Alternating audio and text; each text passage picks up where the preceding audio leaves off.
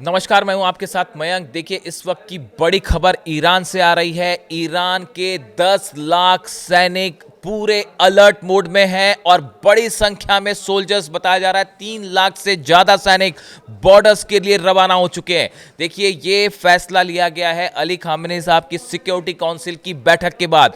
जिस तरह से अमेरिका से धमकियां मिली, इजराइल से धमकियां मिली, उसके बाद अली खामेनी साहब तेहरान में खुले में आए। उन्होंने लोगों के सामने संदेश दिया, ईरान को एड्रेस किया और सीधा सीधा ट्रंप को करारा जवाब दिया। उसके बाद बताया जाता है, देखिए, पिछले 24 घंटे में ईरान में तेजी से हालात बदले हैं। अली खामेनी साहब की बैठक के बाद ईरान में बड़े अधिकारियों का, सेना प्रमुख, नेवी चीफ, आर्मी चीफ और अलग अलग बड़े जो खुफिया एजेंसी से जुड़े अधिकारी हैं, इनकी एक बड़ी बैठक हुई है। सिक्योरिटी काउंसिल के अधिकारियों की बड़ी बैठक हुई है और उसमें यह फैसला लिया गया है, ईरान के सैनिक 10 लाख सैनिक हैं। अगर तीनों विंग को मिला देते हैं, एयरफोर्स को, नेवी को और आर्मी को, और रिजर्व फोर्सेस जो हैं, सबको अलर्ट मोड पर कर दिया गया है।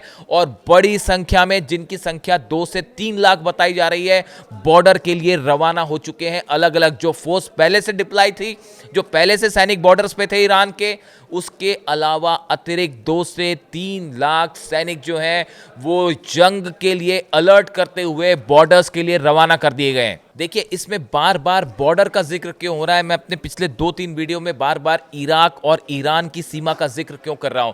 बताया जाता है, इराक और ईरान की जो सीमा है, वहां चप्पे चप्पे पर ईरान ने अपने सोल्जर्स तैनात कर दिए हैं। उसकी बड़ी वजह है, बड़ी वजह यह है, इराक में जो अमेरिकन बेसेस हैं, अमेरिका के जो बेस हैं, अल असद बेस हो गया, इरबिल, ये 2 बड़े बेसेस हैं अमेरिका के इराक में, जहां पे एयरफोर्स मौजूद है। वहां पे बड़ा मूवमेंट देखने को मिल रहा है। पिछले 1 हफ्ते से लड़ाकू हेलीकॉप्टर्स वहां पे लैंड हो रहे हैं। इसके अलावा फाइटर जेट्स F-35 का बड़ा मूवमेंट जो है, वो इराक के बेसिस पर हो रहा है। और सबसे ज्यादा तनाव इराक और ईरान की सीमा पर बताया जाता है।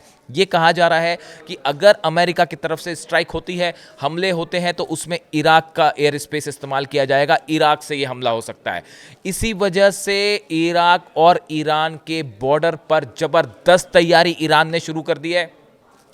जितनी डिफेंस सिस्टम है, वो सब तैनात कर दिए गए हैं। मिसाइल्स अलर्ट मोड में हैं। जो खबरें पिछले 24 घंटे के बाद आई, खासकर अली खामेनी साहब का जो एड्रेस किया उन्होंने, उसके बाद बताया जाता है कि अब बड़ी संख्या में जो थल सेना है, वो भी, उसका भी मूवमेंट कर दिया गया है बॉर्डर पे। अब देखिए, ये बड़ा एक नया, आप समझ लीजिए, ईरान की तरफ से एक बड़ा सरप्राइज हो सकता है ये, कि अगर किसी तरह का एयर स्ट्राइक अमेरिका ने किया। देखिए, ट्रंप ये बात कह चुके हैं, साफ कह चुके हैं कि अमेरिका अपनी सेना नहीं भेजेगा ईरान। ये गलती कतई नहीं करेगा। इससे बड़ा गलत डिसीजन और अमेरिका के लिए कोई नहीं हो सकता कि अपनी सेना वहां भेज दे।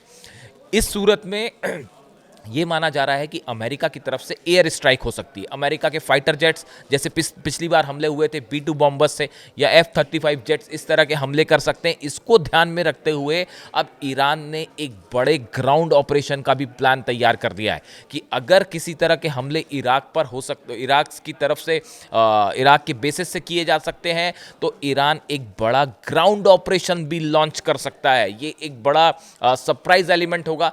देखिए, IRGC के बताया जा रहा है कि करीब 1.5 लाख IRGC के सैनिक ऐसे हैं जिनको ये आदेश दे दिया गया है कि आप बॉर्डर पर के लिए रवाना कर दिए गए हैं और पूरी तरह से जंग के लिए तैयार। ईरान में प्रदर्शन हो रहे हैं, माना ईरान में हिंसा हो रही है, प्रदर्शन हो रहा है, आगजनी हो रही है, लेकिन ये ईरान के अंदर की स्थिति है।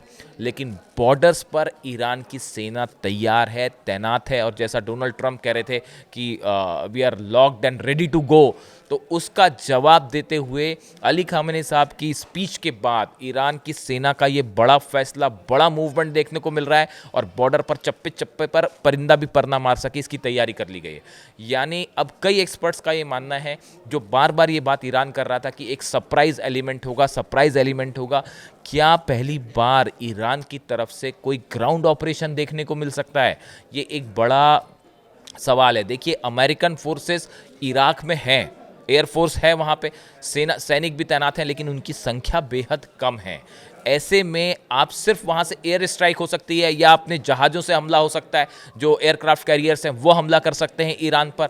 लेकिन किसी भी इस ऐसे हमले का जवाब क्या ईरान ग्राउंड ऑपरेशन से भी दे सकता है? ये एक नया सरप्राइज एलिमेंट होगा अगर ईरान इस तरह से कोई कार्रवाई करता है इस बार, इस हमले के, अगर अब की बार हमला होता है तो। देखिए, जो जिस तरह से हमले की धमकियां बार बार डोनाल्ड ट्रंप की तरफ से दी गई कि प्रदर्शनकारियों पर अगर गोली चलती है तो हम ऑपरेशन कर देंगे और हम भी जो है गोलियां चलाएंगे, फिर हम भी हमले करेंगे, उसका जवाब अली खामेनी साहब ने दिया कि ट्रंप अपने काम से काम रखें, अमेरिका की तरफ ध्यान दें, हमारे मामले में इंटरफेयर ना करें। इसके बाद बताया जाता है कि जिस तरह से अमेरिका के इस हमले के बाद जिस तरह से ईरान ने अपनी सेना का मूवमेंट किया, उसके बाद इजराइल में ज़बरदस्त पैनिक है। इजराइल को ये लग रहा है कि कहीं इस पूरे अमेरिका और ईरान के बीच जो ये एक प्रकार से बयानबाजी चल रही है, ये हालात तनावपूर्ण है, इसके बीच कहीं ईरान इजराइल पर हमला ना कर दे।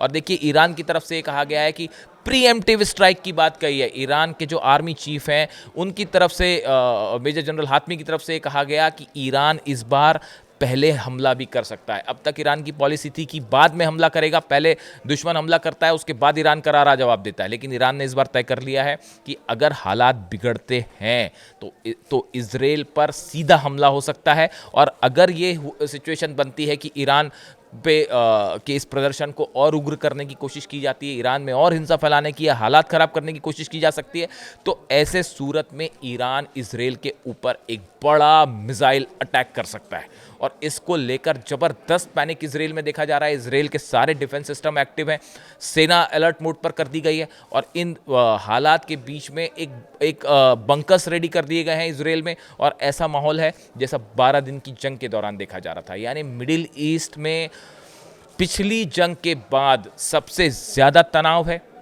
और ये सब कुछ अब इस बात पर डिपेंड करता है कि ईरान में हालात कैसे होते हैं, ट्रंप की तरफ से क्या बयान आता है और अमेरिका और इजराइल की तरफ से इस पूरे हालात को लेकर क्या कोशिश करती है। अगर आग में पेट्रोल डालने का काम किया जाएगा तो इस बार ईरान एक बड़े प्रीएम्प्टिव स्ट्राइक, जिसकी बार बार बात हो रही है कि पहला हमला करने से भी नहीं चूकेगा। और बड़े सारे डिफेंस एक्सपर्ट ये मान रहे हैं कि अगर आप ईरान पर ज़रूरत से ज़्यादा दबाव बना, हालात बिगड़े, तो इसका नतीजा हो सकता है कि एक बार फिर बड़ा मिसाइल अटैक हो सकता है इजराइल के ऊपर। इस तरह की जो है वो संभावनाएं जताई जा रही हैं। अब देख लिए अगले 4 से 5 दिन बेहद अहम है। ईरान में प्रदर्शन को लेकर क्या डेवलपमेंट होता है, अमेरिका का क्या रुख होता है, और सबसे बड़ी बात, ईरान की तरफ से क्या कदम उठाए जाते हैं। इसको लेकर हमारी पूरी नज़र है ईरान की घटनाओं पर। और ख़ास तौर पर जो ईरान की सेना का मूवमेंट है, उसने एक बार फिर ये बात संदेश दे दिया है इजराइल को भी और अमेरिका को भी कि ईरान झुकेगा नहीं। इससे जुड़ा जो भी अपडेट होगा आप तक पहुंचाएंगे। Thank you so much.